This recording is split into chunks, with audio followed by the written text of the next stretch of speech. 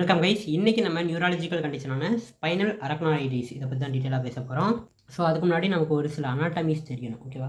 Arachnoid matter அப்படிங்கிறது வேறு ஒன்றும் இல்லை, நம்மளுடைய நம்ம பிரெயின் அண்ட் ஸ்பைனல் கார்டை சரௌண்ட் பண்ணியிருக்கக்கூடிய one of the layer arachnoid matter அப்படிங்கிறது.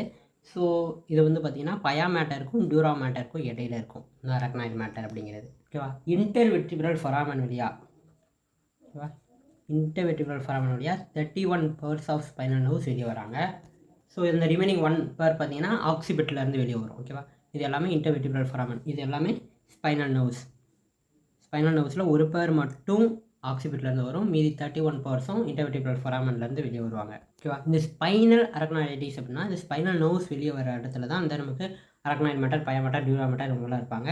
ஸோ இந்த ஸ்பைனல் நர்வ்ஸை சுற்றி இந்த அரக்னாய்டு மேட்டரில் ஒரு இன்ஃப்ளமேஷன் இருந்துச்சு அப்படின்னா அதான் ஸ்பைனல் அரக்னாய்டிஸ், ஓகேவா? ஸோ இது என்னென்னு சொல்லலாம்னா ஒரு குரோனிக் இன்ஃப்ளமேஷன் அப்படின்னு சொல்லலாம். அரக்னாய்டு மேட்டரில் வரக்கூடிய ப்ராக்ரெசிவாக நடக்கக்கூடிய ஒரு இன்ஃப்ளமேஷன். ஸோ இது சம்டைம்ஸ் பிரெயினுடைய அரக்னாய்டு மேட்டரையும் அஃபெக்ட் பண்ணும், சம்டைம்ஸ் அஃபெக்ட் பண்ணாது, ஒன்லி ஸ்பைனல் கார்டுடைய அரக்னாய்டு மேட்டரை மட்டும் அஃபெக்ட் பண்ணும், ஓகேவா? இது பார்த்திங்க அப்படின்னா one of the rare condition அப்படின்னு சொல்லலாம். இது 3 ஸ்டேஜாக டெவலப் ஆகும். ஸோ இது டெவலப் ஆகிறதுக்கு 3 ஸ்டேஜ் இருக்குது. ஃபஸ்ட்டு ஸ்டேஜ் என்ன அப்படின்னா ஸ்பைனல் நர்வ்ஸ் எல்லாம் இன்ஃப்ளமேஷன் ஆகும், ஓகேவா? அதே மாதிரி பக்கத்தில் இருக்கக்கூடிய பிளட் வெசல்ஸ் எல்லாமே பார்த்தீங்கன்னா டிஸ்டன்ஷன் ஆகும். ஸோ டிஸ்டன்ஷன் அப்படின்னாலும் ஸ்வெல்லிங் மாதிரி தான், ஓகேவா?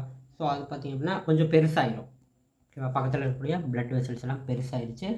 அதே மாதிரி சப்அரக்னாய்டு ஸ்பேஸ் காணாமல் போயிடும், ஓகேவா? அதுக்கப்புறமா நமக்கு சப்அரக்னாய்டு டிஸப்பியர் ஆனதுக்கப்புறம் தழும்பு வரும், ஸ்கேர்ஸ், ஓகேவா?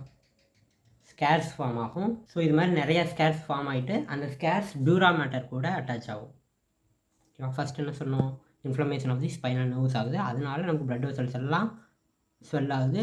சப்அரக்னாய்டு ஸ்பேஸ் வந்து டிஸப்பியர் ஆன உடனே நிறைய ஸ்கேர்ஸ் ஃபார்ம் ஆகிட்டு அந்த ஸ்கேர்ஸ் எல்லாமே டியூரா மேட்டர் கூட போயிட்டு அட்டாச் ஆகுது. ஸோ இதனால் பார்த்தீங்கன்னா நமக்கு blood supply to the spinal cord போகலை, அதனால என்ன ஆகும் அப்படின்னா அங்கே ஏட்ரோஃபி நடக்குது, ஓகேவா? செல்லுடைய நர்வ் செல்ஸுடைய ஆக்ஷன்ஸ் எல்லாமே லாஸ் ஆகுது, ஓகேவா? இந்த ஸ்கேர் எங்கேருந்து வந்துச்சு அப்படின்னு பார்த்தீங்கன்னா அரக்னாய்டு மேட்டர் இன்ஃபெக்ஷன் ஆகி இன்ஃப்ளமேஷன் ஆகுது, அதனால தான் இந்த ஸ்கேர்ஸ் உருவாகுது. இப்போ இந்த ஸ்கேர்ஸில் கால்சியம் வந்து கால்சிஃபிகேஷன் ஆச்சு அப்படின்னா இதை என்ன சொல்லுவோம் அப்படின்னா அரக்னாய்டைட்டிஸ் ஆசிஃபிகன்ஸ். ஆசிஃபிகன் அப்படின்னாலே போன் ஃபார்மேஷன் அப்படின்னு அர்த்தம், ஓகேவா? ஒன்ஸ் கால்சியம் வந்து செடிமெண்ட் ஆகுது அப்படின்னாலே அது வந்து ஒரு போன் மாதிரியான ஸ்ட்ரக்சரை காட்டும், ஓகேவா? ஸோ நமக்கு ஸ்பைனல் கார்டுக்கு பிளட் சப்ளை போகாமல் இந்த ஸ்கேர்ஸ் மேலே போயிட்டு கால்சிஃபிகேஷன் அடைஞ்சு அப்படின்னா அதுக்கு பேர் அரக்னாய்டைட்டிஸ் ஆசிஃபிகேஷன், ஓகேவா? இதில் 3 ஸ்டேஜ்னு சொன்னோமா. ஃபஸ்ட் ஸ்டேஜ் இன்ஃப்ளமேஷன் வருது, செகண்ட் ஸ்டேஜ் ஸ்கேர்ஸ் ஃபார்ம் ஆகுறது, தேர்ட் ஸ்டேஜ் தான் நமக்கு நர்வ் ரூட்லாம் கம்ப்ரெஸ் ஆகிட்டு ஏட்ரோபி வந்து இந்த மாதிரி கால்சிஃபிகேஷன் நடக்கிறது தான் தேர்ட் ஸ்டேஜ், ஓகேவா? ஓகே, இப்போ ஏன் இந்த அரக்னாய்டில் இன்ஃப்ளமேஷன் வருது அதுக்கான ரீசன் பார்ப்போம், ஓகேவா? காசஸ். இப்போ இதுக்கும் பார்த்தோம்னா 3 மெயின் காசஸ் இருக்குது. ஃபஸ்ட்டு பார்த்திங்க அப்படின்னா ட்ராமா, அல்லது நம்ம ஏதாவது சர்ஜரி பண்ணியிருந்தோம் அப்படின்னாலும் பேக் சைடில் ஏதாவது சர்ஜரி பண்ணியிருக்கோம்னா அதோட காம்ப்ளிகேஷனாக கூட நமக்கு இந்த ஸ்பைனல் அரக்னாய்டிட்டிஸ் வரலாம், ஓகேவா? நமக்கு அரக்னாய்டு ஸ்பேஸில் சப்அரக்னாய்டு ஸ்பேஸில் பிளட் கண்டென்ட் உள்ளே போகக்கூடாது, உள்ளே போயிடுச்சு அப்படின்னாலே நமக்கு இன்ஃப்ளமேஷன் வந்துடும். ஸோ சர்ஜரி பண்ணும்போது கூட மேபி நமக்கு சப்அரக்னாய்டு ஸ்பேஸில் பிளட் போகலாம். அதே மாதிரி ட்ராமா, பெரிய பெரிய இன்ஜுரி நடக்கும்போதும் நமக்கு சப்அரக்னாய்டு ஸ்பேஸில் பிளட் என்டர் ஆகலாம். அடுத்ததாக ஒரு சில கெமிக்கல்ஸ் யூஸ் பண்ணுறனால, கெமிக்கல்ஸ் அப்படின்னு பார்த்தீங்கன்னா epidural injections, epidural injections. So அந்த இன்ஜெக்ஷன்ஸில் யூஸ் பண்ணக்கூடிய ட்ரக்ஸ், அதில் இருக்கக்கூடிய கெமிக்கல் கண்டென்ட்டு இது எல்லாமே நமக்கு இந்த அரக்னாய்டிட்டிஸை ஃபார்ம் பண்ணலாம். இது இல்லாமல் பார்த்தீங்கன்னா நமக்கு இன்ஃபெக்ஷன், வைரல் இன்ஃபெக்ஷன், மெனிஞ்சைட்டிஸ் வர மாதிரி இன்ஃபெக்ஷன், வைரல் போல் பாக்டீரியல். ஸோ இதெல்லாம் மெனிஞ்சைட்டிஸை கான்சஸ் பண்ணணும். அதே போல் டியூபர்குலோசிஸ், டிபி இருக்கு இல்லையா? ஸோ டியூபர்குலோசிஸும் மெனிஞ்சைட்டிஸ் ஃபார்ம் பண்ணணும். ஸோ அந்த மெனிஞ்சைட்டிஸ் ஃபார்ம் பண்ணும்போது இந்த அரக்னாய்டு மேட்டரும் இன்ஃப்ளமேஷன் ஆச்சு அப்படின்னா சேம் கண்டிஷன் தான், சப்அரக்னாய்டு ஸ்பேஸ்க்குள்ளே பிளட்டு போயிடும். ஸோ பிளட்டு போச்சுன்னா இந்த மாதிரி பெரிய பெரிய காம்ப்ளிகேஷன்லாம் வரும். ஓகே, அடுத்ததாக பார்த்தீங்கன்னா சிஃபைலிஸ். இதுவும் பார்த்தீங்கன்னா ஒரு பாக்டீரியல் டிஸார்டர் தான். ஸோ இந்த சிஃபைலிஸோட ஒன் ஆஃப் தி காம்ப்ளிகேஷனாக இந்த மெனிஞ்சைட்டிஸ் வரலாம். ஓகே, இப்போ நமக்கு அரக்னாய்டிட்டிஸ் வந்துடுச்சு. இதோடைய கிளினிக்கல் ஃபியூச்சர்ஸ் எப்படி இருக்குது, இதோட சைன்ஸ் அண்ட் சிம்டம்ஸ் எப்படி இருக்குது அப்படிங்கிறத பார்ப்போம். ஸோ இது கிட்டத்தட்ட பார்த்தீங்கன்னா 40லேருந்து 60க்குள்ளே இருக்கக்கூடிய ஏஜ் பர்சன்ஸ்க்கு அதிகமாக இருக்கும். பிலோ 20ல் இருக்கவங்களுக்கு பார்க்குறது ரொம்பவே ரேர் தான், ஓகேவா? ஸோ ஃபஸ்ட்டு கிளினிக்கல் ஃபியூச்சர் பார்த்தீங்கன்னா ஆன்செட். இது ஆரம்பிக்கும் போது என்ன மாதிரி சிம்டம்ஸ் இருக்குன்னா ஸோ ஆரம்பிக்கிறனால இது வந்து அக்யூட்டாக இருக்கும். ஸோ பெயின் வந்து காஸ் பண்ணும். ஓகேவா? ஸோ எரியிற மாதிரி பெயின், பேர்னிங் சென்சேஷன்லாம் இருக்கும் அவங்களுக்கு ஸ்பைனல் கார்டில். அதுக்கப்புறமா அந்த பெயின் பார்த்தீங்கன்னா ரேடியேட் ஆகிட்டு லோவர் லிம்புக்கு போகும். லோவர் லிம்புக்கு அந்த பெயின் அப்படியே டிரான்ஸ்மிட் ஆகும். அடுத்ததாக பேரஸ்டிஷியா அப்படின்னா சென்சேஷன் லாஸ் ஆகும்.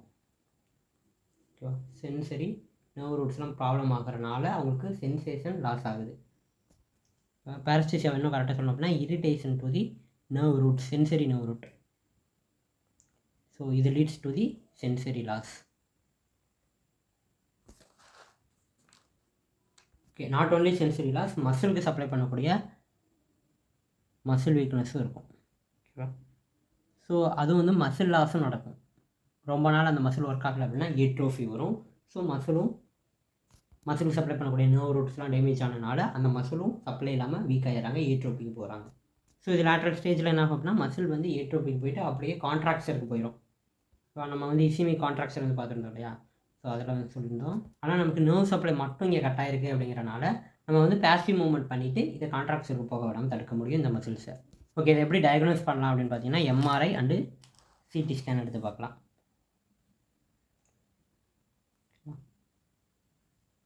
ஓகே, இது வந்து இன்ஃப்ளமேஷனை காஸ் பண்ணுது அப்படிங்கிறனால நம்ம கார்டிகோஸ்டீராய்ட்ஸ், ஓகேவா, கார்டிகோஸ்டீராய்ட்ஸ் மூலமாக இன்ஃப்ளமேஷனை குறைக்கலாம். ட்ரீட்மெண்ட்டை பொறுத்த வரைக்கும் ஃபஸ்ட்டு முடிஞ்ச வரைக்கும் நம்ம கார்டிகோஸ்டீராய்டு இல்லாமல் non steroidal anti inflammatory drugs use பண்ணலாம். அவங்களுக்கு பெயின் ரிலீஃப் ஆகும், இன்ஃப்ளமேஷன் ஆகும். ரொம்ப டெவலப் ஆகுது அப்படிங்கிறப்ப நம்ம கார்டிகோஸ்டீராய்ட்ஸ் யூஸ் பண்ணிக்கலாம். ஏன்னா அவங்களுக்கு சைடு எஃபெக்ட்ஸ் அப்புறம் பார்த்துக்கலாம். ஃபஸ்ட்டு நம்ம கார்டிகோஸ்டீராய்ட்ஸ் கொடுத்து அவங்களோட இன்ஃப்ளமேஷனை குறைச்சி அவங்களுடைய காம்ப்ளிகேஷன்ஸை நம்ம கம்மி பண்ணணும். இதில் என்னென்ன கொடுப்பாங்க அப்படின்னா மெத்தடான், மார்ஃபின் இதெல்லாம் கொடுப்பாங்க. ஓகேவா? ஸோ இதெல்லாம் பார்த்திங்கன்னா பெயின் ரிலீவ் பண்ணும், அதே போல் ஆன்டி இன்ஃப்ளமேட்டரி ஆக்ட் பண்ணும். அதே போல் மசில் ரிலாக்ஸேஷனுக்காக டயாசெஃபம் கொடுப்பாங்க ட்ரக்ஸ். சர்ஜிக்கல் ட்ரீட்மெண்ட்டில் பார்த்திங்கன்னா ரைசோடோமி அப்படின்னு ஒரு சர்ஜிக்கல் ட்ரீட்மெண்ட் இருக்குது. ஸோ ரைசோடோமி அப்படின்னா வேறு ஒன்றும் இல்லை, நமக்கு எந்த நர்வ் பெயினை காஸ் பண்ணுதோ அந்த நர்வை வந்து கில் பண்ணிடணும், அதுதான் ரைசோடோமி. ஓகேவா? ஸோ இந்த மாதிரி பண்ணி கூட நமக்கு பெயினை வந்து ரிலீவ் பண்ணுவாங்க. அடுத்ததாக பார்த்திங்கன்னா ஸ்பைனல் கார்ட் எலக்ட்ரோ ஸ்டிமுலேஷன். க்ரோனிக்காக பெயின் இருக்கவங்களுக்கு இதை கொடுப்பாங்க. எஸ்சிஎஸ் அப்படின்னு சொல்லுவாங்க, electrical stimulation for the spinal cord. இதில் வந்து மேக்ஸிமம் இந்த ரைசோடோமி சர்ஜரி வந்து யூஸ் பண்ண மாட்டாங்க. ஏன் அப்படின்னா ஆல்ரெடி ஸ்பைனல் கார்டு ட்ராமாவில் இருக்குது, ஆல்ரெடி அந்த ஸ்கேல் டிஷ்யூ ஃபார்ம் ஆகிட்டுருக்கு. அந்த டயத்தில் நம்ம உள்ளே போயிட்டு ஏதாவது வேலை பார்த்தோம் அப்படின்னா அது இன்னும் அதிகப்படியான ட்ராமாவை க்ரியேட் பண்ணும், இன்னும் அதிகப்படியான இரிட்டேஷன் கொடுக்கும். அதனால் ஸ்பைனல் கார்ட் எலக்ட்ரோ ஸ்டிமுலேஷன் தான் மேக்ஸிமம் யூஸ் பண்ணுவாங்க. ஸோ பெயின் வந்து கம்மி பண்ணுவாங்க. பட் ஒரு உண்மையை சொல்லுறேன், இந்த அரக்னாய்டிஸ் வந்துருச்சு அப்படின்னா க்யூர்லாம் கிடையாது, ஜஸ்ட் அதோட சிம்டம்ஸை நம்ம கம்மி பண்ணி கொஞ்ச நாள் உயிர் வாழலாம், அவ்வளோதான். மேக்ஸிமம் எந்த ஒரு நியூராலஜிக்கல் கண்டிஷனாலும் அப்படி தான், அது கம்ப்ளீட்டாக க்யூர் பண்ணுறது வந்து கொஞ்சம் கஷ்டம் தான். ஓகேவா?